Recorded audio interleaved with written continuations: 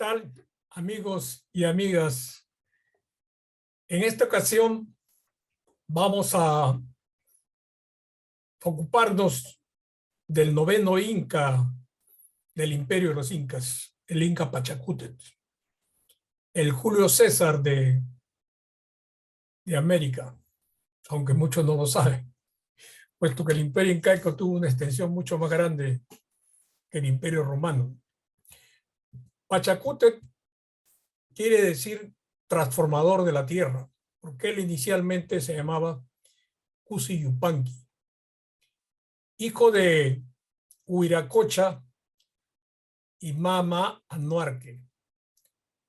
No era querido por Huiracocha, puesto que desde muy joven era un chico muy prodigioso, muy dedicado tanto a los estudios, tenía tutores, como también al arte de la guerra. Y esto un poco que a Huiracocha no le gustaba, no sé por qué razón. Era el cuarto hijo de la Colla. Sin embargo, Viracocha lo hace sucesor a Urco Inca, que era hijo de una concubina. Bueno, fijemos el contexto antes de hablar de lo que lo catapulta a este joven Cusi Yupanqui a ser el noveno Inca. El contexto era que el Cusco pues, no había crecido, había sido desde Mancocapa hasta la fecha, era un curacazgo más, entre otros curacazgos dentro de la región del Cusco. Los demás lo veían como sus iguales. Y y en el Cusco, o sea, rodeado el Cusco, en el norte particularmente estaban los chancas, que eran su amenaza más importante. Que ellos, los chancas ya tenían, ya desde más antes, habían tenido combates con ellos. Ya habían ocupado Andahuaylas, perdón, una zona quechua. Y también estaban en este lado, por el lado de Arequipa, estaban pues los condesuyos y los chumbivilcas. Por el sur estaban los canas, los canchis, y un poco más al sur estaban los collas. Los collas también eran un curacazgo bastante grande, mucho más grande que lo que tenían los incas. Tenían toda la parte de Puno, todo el lado Titicaca, la parte de Chile, Atacama, incluyendo parte de Arequipa. Entonces, ese era el contexto, o sea que estaba rodeado prácticamente. Y como ya dije, pues Urco Inca era pues el sucesor, el sucesor nombrado en vida de Huiracocha. Pero ante las amenazas de los chancas que ya se creían con más poder y con más potencia para poder combatir, tratan de transar con Huiracocha y Huiracocha le dice que no, que ellos ocupen nomás el Cusco, que le va a rendir pleitesía, y él se escapa con su comitiva, con la concubina y con Urco Inca, que era el sucesor, y se van a Calca. Y el Cusco se queda indefenso. ¿Qué hacer frente a esto? Este joven Cusi Yupanqui de 20 años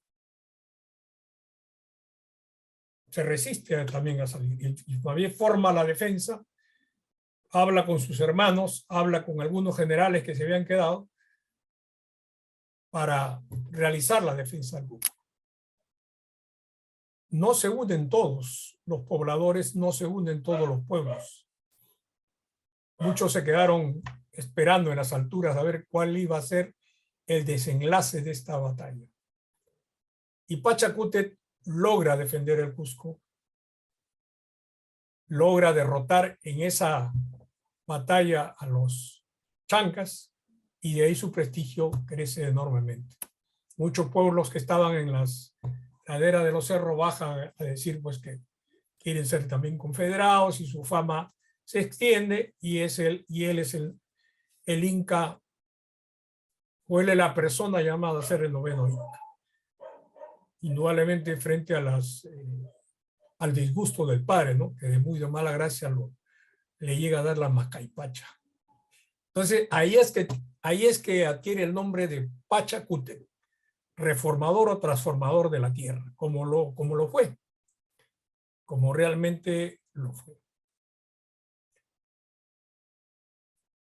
Él reinó, para que tengan una idea, alrededor de 60 años.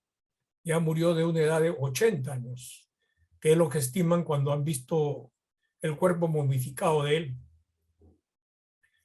Correinó, y después de haber reinado 30 años, correinó con Tupac Amaru, con Amaru Yupanqui. Este era un magnífico hombre, también un gran administrador, un gran religioso, pero que no tenía condiciones para el combate. Cuando se sublevan los collas, que ya habían sido conquistados en Charcas, envían un ejército y él dentro de ese ejército, uno de los que iba al mando, y ahí se vio pues que él no tenía condiciones de combate. Y él mismo lo reconoce. Y el padre, no obstante, no se siente mal, muestra ser una persona digna, magno, le da un puestos administrativos y también religiosos, y lo nombra a Tupac Yupanqui como su correinante. Este inca, como ya hemos mencionado, pues sí era un guerrero formidable, emprendedor, viajero, conquistador. Como ya hemos dicho en otra oportunidad, fue el que conquistó hasta Tumibamba, Cuenca, donde tuvo a Huayna Cápac, y por el sur se fue hasta Coquimbo, y por el lado del Pacífico se fue hasta la Polinesia. Bueno, ese es en otro momento hablaremos de esto, que Del Busto lo he explicado con bastante detalle en su obra. Podemos decir que, a diferencia de otros personajes en la historia mundial, fue un estadista, tenía un concepto de lo que era un Estado, tenía un concepto de que la unión del imperio y la proyección que tenía era formar una gran, no diré nación, pero sí podría ser Estado. No había concepto de nación en ese tiempo. Y fue un magnífico gobernante, justo, digno, nunca cometió abusos, tropelías, cosa que los historiadores, tanto hispanos como historiadores internacionales, y la misma María Rostorowski, lo hayan mencionado. Considero que hay tres aspectos muy importantes para él, ya que este tiempo es breve, para resaltar tres grandes obras. Tres obras que unificó el imperio. El quechua, que antes hablaban aymara, y en el Cusco hablaban aymara, y en otros sitios hablaban diferentes idiomas. Entonces unificó diciendo que el quechua era el idioma oficial, de tal forma que no haya intérpretes ni malos entendidos, como lo hubo con Filipío, como vamos a ver posteriormente en otra entrega. La otra medida que dictó para unificar el imperio es que cambió el sistema religioso, y ya no era más si es cierto, mantenían sus dioses, pero él consideró que en la máxima categoría debería estar el dios Sol, y comenzó a hacer monumentos adoratorios para el dios Sol. Y también hizo que adoraran al dios Sol a nivel imperio. Y la tercera fue, como constructor, hizo grandes caminos locales y también a través de todo el imperio, y también puentes, de tal forma que unió a todos estos pueblos, y también estableció tambos para poder guardar ahí alimentos, ropa, armas, para cuando el ejército se movilizara no chocara con la parte civil y estuviera ya abastecido. O sea, estableció toda una logística a lo largo de todo el imperio. Cosa pues bastante moderna, si se quiere, ¿no? Fue un gran constructor, como ya lo mencioné, y embelleció el Cusco, lo transformó, hizo un cambio que duró alrededor de 20 años. Transformó El Coricancha lo embelleció, despobló zona del Cusco y les asignó nuevos solares, nuevos barrios, dividió los Jurin Cusco y Hanan Cusco de acuerdo a una ubicación de barrio, y ahí podían vivir las Jurin Hanan Cusco de la realeza, ¿no? Y también de acuerdo, tiene la costumbre que concéntricamente al Cusco, a la ciudad propiamente, vivían las comunidades de pueblos conquistados, pero que se habían anexado más tempranamente. Más tardíamente eran más alejados. Esa era la costumbre de ellos, ¿no? Canalizó los ríos que circundaban el Cusco de dar forma de dotar de agua a todos los barrios, ¿no? Y creó fuentes, plazas, cancha le llamaban, con surtidores de aguas, con fuentes, creando una belleza muy bonita en el Cusco. Esto lo llegaron a ver los primeros conquistadores que llegaron, no solamente en la crónica. Dividió el Cusco y también dividió el imperio en 4 suyos: Anti suyo, Conti suyo, Chinchay suyo.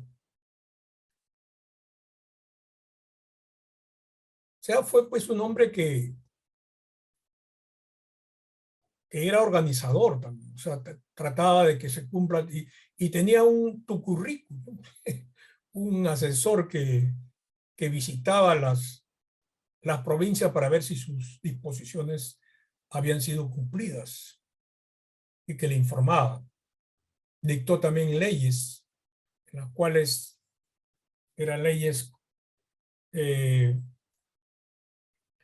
carácter tanto para los que cometían delitos, reguló el trabajo de los chasquis, reformó el ejército, lo transformó, lo reguló. Era un hombre legislador, daba condenas, y todo esto estaba escrito en los quipus, en los quipucamayos, ¿no? Como menciona Roskorowski, quizás su único punto débil fue darle demasiada impulso a las panacas, darle demasiada autonomía. Él creó una casta para poder gobernar todo este imperio. Una casta de que no había habido hasta ese momento, ¿no? De incas de sangre, incas por privilegio, los orejones, que eran los hijos de la realeza, quienes eran los que gobernaban en realidad todo esto. Pero estos incas pertenecían a panacas. ¿Qué cosa eran las panacas? Cada inca creaba una panaca. Era, por decir, comparado con el términos europeos, eran casas reales. Y estas casas reales eran cuidadas, tenían al inca momificado, tenía sus tierras, tenía sus tesoros, todo como si estuviera ahí, y tenía todo un séquito que estaba ahí al lado de él, ¿no? Y que vivía junto a la momia, o sea, cerca, en el barrio, digamos, de la momia. Entonces, esas eran las panacas. Y panacas que tenían mucha influencia, indudablemente, sobre el sector religioso y el sector militar. Y esa autonomía fue lo que, en alguna medida, pues, no había legislado para la sucesión real, que si bien se produjo bien con él, con Tupac Yupanqui, y después del Tupac Yupanqui con Huayna Cápac, no fue así pues con Huáscar y Atahualpa. Y esto lamentablemente pues fueron los 2 hermanos que en su guerra trajeron el imperio abajo. Ahora bien, las leyes que dio y las disposiciones y todas las costumbres, las fiestas, los calendarios que hizo Pachacútec duraron hasta que llegaron los españoles. Bueno, para terminar, pues diremos que este gran hombre, este gran inca, tenía varias facetas, que algunas de ellas quizás no han sido conocidas. Al principio fue un gran conquistador, un gran estadista, un gran constructor, reformó el ámbito religioso. Él también era religioso y era también legislador, dio muchas leyes. Y aparte de eso, inclusive creó danzas, nuevos cánticos, creó danzas, era también historiador, hizo que a través de pinturas y cánticos y los quipus se recreara lo que había pasado en el imperio anteriormente. Fue también una tarea que duró mucho. Muy bien, muchas gracias. Esto es todo por hoy y nos vemos en la próxima. Hasta luego.